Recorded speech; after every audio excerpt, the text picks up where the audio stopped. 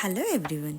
ನಾನಿವತ್ತು ಸಣ್ಣ ಮಕ್ಕಳಿಗೆ ಬೆಳ್ಳಿ ತಟ್ಟೆ ಅಥವಾ ಬೆಳ್ಳಿ ಬಟ್ಲಲ್ಲಿ ಊಟ ಮಾಡಿಸೋದ್ರಿಂದ ಏನೇನು ಬೆನಿಫಿಟ್ಸ್ ಅಂತ ಹೇಳ್ತೀನಿ. ಪಾತ್ರೆ ಅಥವಾ ಬಟ್ಲು ಮನೇಲಿ ಇಟ್ಕೊಂಡು ಅದರಲ್ಲಿ ಆಹಾರ ತಿನ್ನೋದು ಮೊದಲು ಒಂದು ಪದ್ಧತಿ ಇತ್ತು.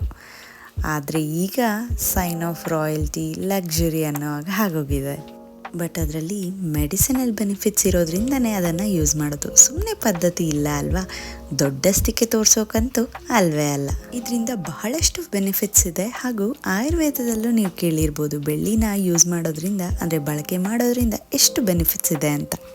ಇನ್ನು ಬೆಳ್ಳಿ ಮಕ್ಕಳ ಆಹಾರನ ಬಹಳಷ್ಟೊತ್ತು ಫ್ರೆಶ್ ಆಗಿಡಲಿಕ್ಕೆ ಸಹಾಯ ಮಾಡುತ್ತೆ. ಮಕ್ಕಳು ಇಮಿಡಿಯೇಟಾಗಿ ಏನೇ ಮಾಡಿದ್ರೂ ತಿನ್ನೋದಕ್ಕೆ ತುಂಬಾ ಟೈಮ್ ತಗೋತಾರೆ. ಇನ್ನು ಆ ಟೈಮಲ್ಲಿ ನೀವು ಎಷ್ಟೇ ಹೊತ್ತು ಬೆಳ್ಳಿಯಲ್ಲಿ ಆಹಾರ ಇಟ್ಟರೂ ಕೆಡೋದಿಲ್ಲ, ಹೆಚ್ಚು ಕಾಲ ಫ್ರೆಶ್ ಆಗಿ ಇರುತ್ತೆ. ಬೆಳ್ಳಿಯಲ್ಲಿ ಆಹಾರ ತಿನ್ನಿಸೋದ್ರಿಂದ ಮಕ್ಕಳಿಗೆ ಇಮ್ಯುನಿಟಿ ಪವರ್ ಕೂಡ ಹೆಚ್ಚಾಗುತ್ತೆ, ಅಂದರೆ ರೋಗ ನಿರೋಧಕ ಶಕ್ತಿ ಕೂಡ ಹೆಚ್ಚಾಗುತ್ತೆ.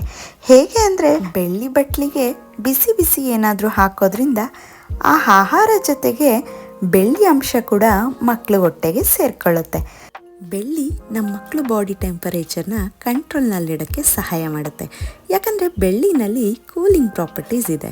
ಇನ್ನು ಆಯುರ್ವೇದದ ಪ್ರಕಾರ ಇದು ನಮ್ಮ ನರಗಳ ಮೇಲೆ ಕಾಮಿಂಗ್ ಹಾಗೂ ಸೂದಿಂಗ್ ಎಫೆಕ್ಟ್ ಇರುತ್ತೆ, ತಣ್ಣನೆಯ ಪ್ರಭಾವ ಬೀಳ್ತಿರುತ್ತೆ. ಈ ವಿಡಿಯೋ ಇಷ್ಟ ಆದಲ್ಲಿ ಲೈಕ್, ಶೇರ್, ಕಮೆಂಟ್ ಹಾಗೂ ಸಬ್ಸ್ಕ್ರೈಬ್ ಮಾಡಿ.